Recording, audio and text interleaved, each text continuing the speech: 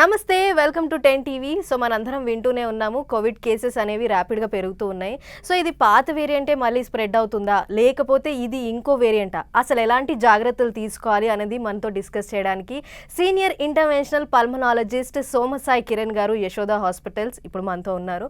ఆయన్ని అడిగి తెలుసుకుందాం అసలు ఎలాంటి జాగ్రత్తలు తీసుకోవాలో. సార్ నమస్తే సార్.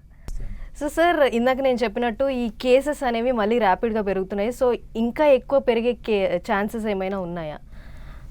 ఇప్పుడు కోవిడ్ కేసెస్ పెరుగుతున్నాయి అంటే దాని అర్థం మీరు ఇందాక వేరే వేరియంట్స్ ఏమన్నా అయ్యి ఉండొచ్చా అని అన్నారు. సో యూజువల్గా ఏంటంటే ఎప్పుడైనా అవుట్ బ్రేక్స్ వచ్చినప్పుడు ఏంటంటే కంటిన్యూగా మ్యూటేషన్స్ అనేవి జరుగుతూ ఉంటాయి వైరస్లో. సో దానివల్ల ఏంటంటే కొత్త వేరియంట్స్ వచ్చినప్పుడు స్ప్రెడ్ అనేది ఉంటుంది. కానీ అది ఎంత సివియర్గా ఉంటుంది అనేది depends on the variant. Okay. So ఇప్పుడు వచ్చేవి ఎలాంటి వేరియంట్? ఇప్పుడు మీరు ఇనిషియల్గా గమనించినట్టు ఇనిషియల్గా ఎప్పుడైతే స్టార్ట్ అయిందో కోవిడ్, ఆ వేరియంట్స్ అనేవి డిసీజ్ అనేవి డిసీజ్ సివియర్ అని చాలా ఎక్కువ ఉంది. తర్వాత నుంచి మధ్యలో ప్రతి ఇయర్ కోవిడ్ అవుట్ బ్రేక్స్ అనేవి జరుగుతూనే ఉన్నాయి, కానీ ఎప్పుడూ సివియర్ అవ్వలేదు.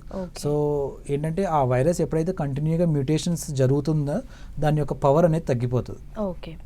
దట్ ఈస్ ద కామన్ ఇది. సో దానివల్ల సివియారిటీ అనేది కూడా అంత ఎక్కువగా ఉండకపోవచ్చు.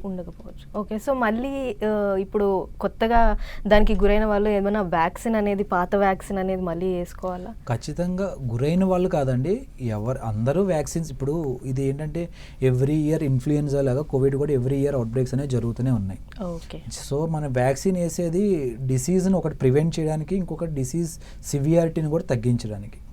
సో ప్రతి ఇయర్ హై రిస్క్ పేషెంట్స్ అంటే పిల్లలు, ప్రెగ్నెంట్ వాళ్ళు, లేదంటే ఓల్డర్ ఏజ్ పీపుల్, వాళ్ళందరూ వ్యాక్సిన్స్ వేసుకోవాలి తప్పకుండా. Just prevent the infection or to decrease the severity. ఒకవేళ వాళ్ళకి వచ్చినా కూడా సివియారిటీ తగ్గించడానికి వ్యాక్సిన్స్ వేసుకోవాలి. ఓకే. మళ్ళీ ఇప్పుడు టెస్ట్లు అనేవి చేసుకుంటూ ఖచ్చితంగా చేయించుకోవాలండి. ఎందుకంటే ఇప్పుడు ఈ వైరల్ ఇన్ఫెక్షన్స్ అనేవి అన్నిటికీ ఒకటే సిమ్టమ్స్. సో ఇన్ఫ్లుయెన్జాకి అనేది ట్రీట్మెంట్, ఒక కామన్ వైరల్ ఇన్ఫెక్షన్ అనేది ఇన్ఫ్లుయెన్జా, రెండోది కోవిడ్. ఇన్ఫ్లుయెన్జాకి ట్రీట్మెంట్ వేరు, ఆ ట్రీట్మెంట్ కోవిడ్కి పనిచేయదు. ఓకే.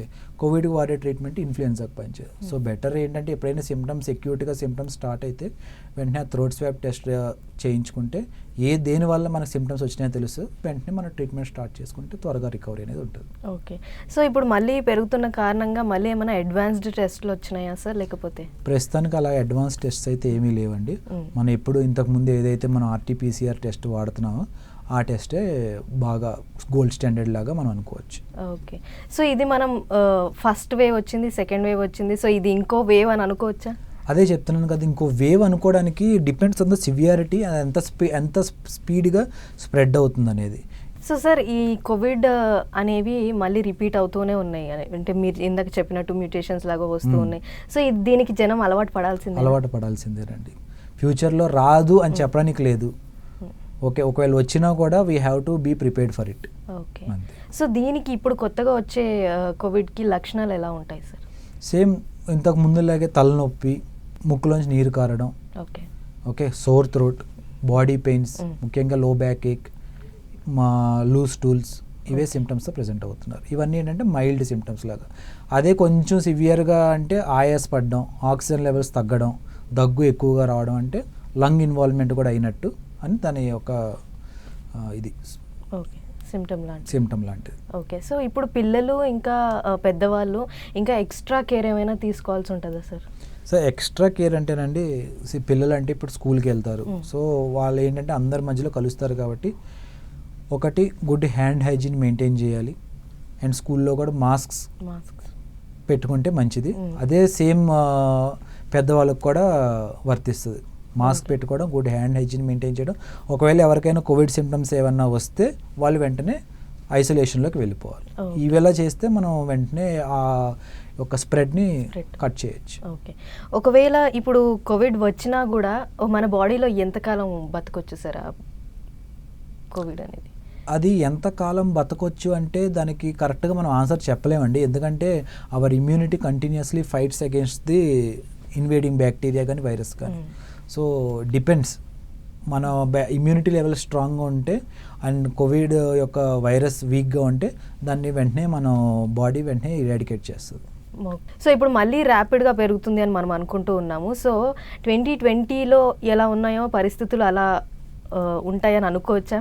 అంటే ర్యాపిడ్గా ఒకవేళ పెరిగితే? లేదండి, అలా చెప్పడానికి షూర్గా అయితే మనం చెప్పలేం. ఎందుకంటే ఇప్పుడు ర్యాపిడ్గా పెరుగుతుంది కరెక్టే. సో దానివల్ల 2020 పరిస్థితి వస్తుందని అయితే చెప్పుకోవడానికి లేదు. ఓకే. సో ఇప్పుడు మళ్ళీ పెరగడానికి ఆ రీజన్స్ మనం ఏమైనా అనుకోవచ్చు? అదే చెప్తున్నాను కదా, ఇప్పుడు ఇంతకుముందు ఒక వేరియంట్ వచ్చింది, ఆ వేరియంట్ కంటిన్యూ అవుతుంది, దానికి మనం రెసిస్టెన్స్ డెవలప్ అయ్యాం, ఇంకోటి వ్యాక్సిన్స్ తీసుకోవడం వల్ల ఆ ఒక వేరియంట్ మళ్ళీ ఫ్యూచర్లో మనకు రావట్లేదు. ఆ ఒక వైరస్ ఏంటంటే రిపీటెడ్గా మ్యూటేషన్స్ అనేవి జరుగుతూ ఉంటుంది మీ వైరస్లో. ఇప్పుడు కొత్త వేరియంట్ రావడం వల్ల ఆ వేరియంట్ ఇప్పుడు ర్యాపిడ్గా ఎఫెక్ట్ అవ్వడం, మన పేషెంట్స్ ర్యాపిడ్గా స్ప్రెడ్ చేయడం అనేది జరుగుతుంది. ఓకే. ఈ సిటీ స్కాన్స్ అనేవి మనం చేసుకోవాల్సి? అదే చెప్తున్నాను కదా, సిటీ స్కాన్స్ ఎప్పుడు చేస్తామంటే పేషెంట్కి ఆయాసం లేదంటే ఆక్సిజన్ లెవెల్స్ పర్సిస్టెంట్గా 95 కన్నా తక్కువ ఉన్న, పర్సిస్టెంట్గా దగ్గు ఎక్కువ ఉన్న, ఆ జ్వరం ఎక్కువగా ఉన్న, అప్పుడు మనం సిటీ స్కాన్స్ చేయించుకుంటే లంగ్ ఇన్వాల్వ్మెంట్ ఎంతవరకు ఉండేది అనేది తెలుస్తుంది మనకి. రెగ్యులర్గా సిటీ స్కాన్స్ ఈ సిమ్టమ్స్ లేకుండా రెగ్యులర్గా సిటీ స్కాన్స్ చేయించుకోవడం అనేది నాట్ అడ్వైజబుల్ అండి. ఓకే. సో సార్, మనము ఖచ్చితంగా అవాయిడ్ చేయాల్సిన ఒక 3 ఫుడ్స్ మీరు ఏమైనా చెప్పగలుగుతారా? ఇమ్యూనిటీ ఖచ్చితంగా 3 ఫుడ్స్ అనేది కాదని బయట జంక్ ఫుడ్ అనేది అవాయిడ్ చేయాలి. ఓకే. ఎనీథింగ్ ఇంట్లోది కాకుండా బయట ఏదన్నా ఏది తిన్నా జంక్ ఫుడ్ కింద లెక్క. సో దాన్ని మనం అవాయిడ్ చేయాలి. ఓకే. సో ఇమ్యూనిటీ పెంచుకోవడానికి మీరు ఏమైనా ఇమ్యూనిటీ పెంచుకోవడానికి గుడ్ హెల్దీ డైట్, ఇంట్లో చేసేది, ఫ్రూట్స్, యోగా, ఇవన్నీ చేస్తే ఇమ్యూనిటీ లెవెల్స్ అనేవి ఆటోమేటిక్గా పెరుగుతాయి. దానికి మళ్ళీ సపరేట్గా ఇమ్యూన్ బూస్టర్స్ అని చెప్పి మల్టీవిటమిన్ ట్యాబ్లెట్స్ అవన్నీ అక్కర్లేదు. అంటే హెల్దీ ఇండివిజువల్ నార్మల్గా home foods with rich in protein, లేదంటే fruits, vegetables, green leafy vegetables, yoga, breathing exercise ఇవన్నీ చేసుకుంటే సరిపోతుందండి. ఓకే. సో సార్, ఇప్పుడు వచ్చే వేరియంట్కి అంటే ఇంతకు ముందులాగా క్వారంటైన్ కానీ ఫ్యామిలీకి దూరంగా ఉండడం కానీ అవన్నీ చేయాల్సిన పరిస్థితి చేయాలండి, ఖచ్చితంగా చేయాలి. ఎందుకంటే ఒక్కసారి సిమ్టమ్స్ ఇప్పుడు మనం ఇది ర్యాపిడ్గా స్ప్రెడ్ అవుతుందని తెలుస్తుంది మనకి. సో ఎవరికైతే సిమ్టమ్స్ ఐడెంటిఫై చేసుకున్నారో వాళ్ళంతటా వాళ్ళే వాలంటరీగా ఐసోలేషన్లోకి వెళ్ళిపోతే, ఎందుకంటే ఈ సిమ్టమ్స్ అని వితిన్ 5 to 7 days పీరియడ్లో తగ్గిపోతాయి. సో ఆ టైంలో కొంచెం క్వారంటైన్ ఐసోలేటెడ్గా ఉంటే స్ప్రెడ్ అనేది మనం ఆపొచ్చు. సో ఇది ఖచ్చితంగా చేయాలి. ఓకే. సో మీరు ఇందాక సిమ్టమ్స్ చెప్పారు, కానీ ఆ స్మెల్ అనేది పోవడం, టేస్ట్ అనేది పోవడం, అవి కూడా సేమ్ ఇవన్నీ ఇప్పుడు స్మెల్ అనేది ఓన్లీ కోవిడ్కే కాదు, ఇన్ఫ్లుయెన్జా వైరస్ వల్ల కూడా స్మెల్ పోతుంది. కాకపోతే అప్పుడు మనకి అవేర్నెస్ ఎక్కువ అవడం వల్ల, కోవిడ్ కేసు ఎక్కువ అవడం వల్ల మనకి అది కోవిడ్ వల్లే వస్తుందని అనుకున్నాం. కానీ ఇప్పుడు కూడా అది ఒక సిమ్టమే, స్మెల్ లేకపోవడం, టేస్ట్ లేకపోవడం, అది కూడా ఒక సిమ్టమే. ఓకే. సో సార్, ఇప్పుడు మీరు చూస్తున్న జనాలకి ఎలాంటి జాగ్రత్తలు చెప్తారు? ఇప్పుడు మళ్ళీ ఎలాగో పెరుగుతుంది కాబట్టి కోవిడ్ కేసెస్, ఎలాంటి జాగ్రత్తలు చెప్తారు? ఒకటి, సిమ్టమ్స్ని త్వరగా ఐడెంటిఫై చేయాలండి. వాళ్ళు త్వరగా ఐడెంటిఫై చేసుకొని హ్యాండ్ హైజీన్ ఒకటి మెయింటైన్ చేయాలి. సిమ్టమ్స్ ఐడెంటిఫై చేయగానే వాలంటరీగా ఐసోలేషన్లోకి వెళ్ళిపోవాలి. And if at all any సివియర్గా సిమ్టమ్స్ డెవలప్ అవుతున్నాయి అనుకుంటే మాత్రం ఇమీడియట్గా డాక్టర్ని కన్సల్ట్ అయితే బెటర్. ఓకే. సో సార్, మనం ఇంతకుముందు వ్యాక్సిన్ వేసుకున్న వాళ్ళకు కూడా వచ్చే ఛాన్సెస్ ఉంటాయా?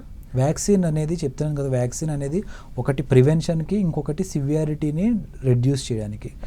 అంటే వ్యాక్సిన్ వేసుకున్నంత మాత్రం 100% మనకి కోవిడ్ రాదు అని చెప్పడానికి లేదు.